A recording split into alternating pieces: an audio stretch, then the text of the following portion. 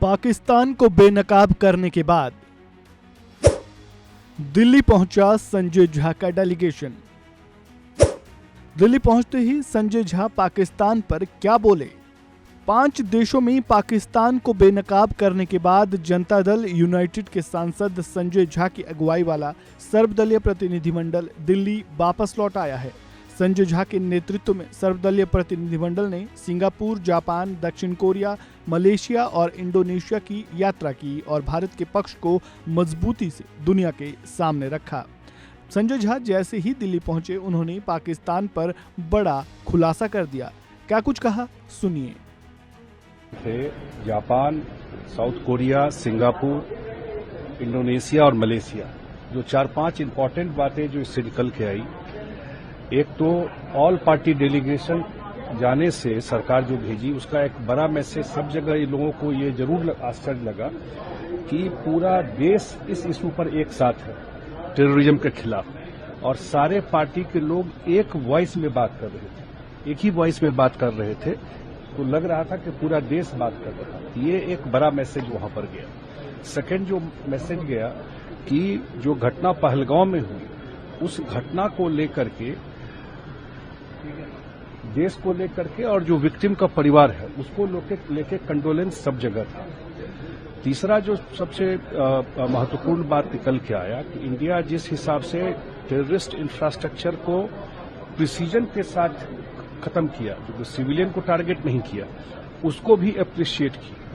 चौथा जब बात निकल के आया, उन लोगों को लगता था कि इंडिया में अब इकोनॉमी या टूरिज्म का क्या स्थिति होगा, और हम लोगों ने जब बताया कि भाई कश्मीर के अलावा तो देश में पूरा पर्यटन ठीक है और कश्मीर में भी सारा फ्लाइट रिज्यूम हो गया, वहां कैबिनेट की मीटिंग पहलगांव में हो रही है, स्थिति बिल्कुल नॉर्मल है।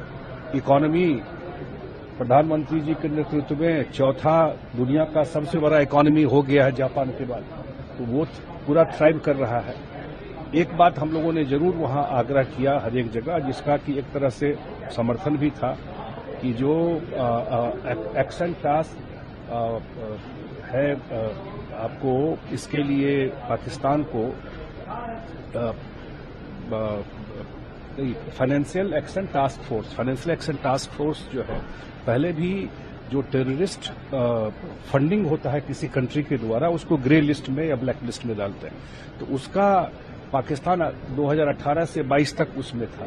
उसमें ये होता है कि जो पैसा आपको फाइनेंशियल इंस्टीट्यूशन से मिलता है, आईएमएफ से या वर्ल्ड बैंक से, उस पर वॉच रहता है कि आप किसी टेरर को तो ऑर्गेनाइजेशन को नहीं दे रहे, तो उसको दोबारा जुलाई में मीटिंग है, उसमें सपोर्ट होना चाहिए।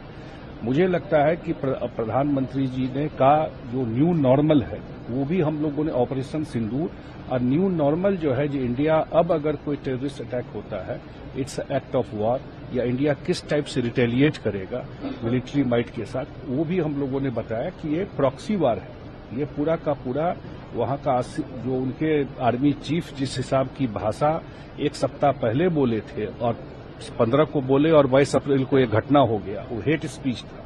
तो ये हम लोगों ने लोगों को एक्सप्लेन किया।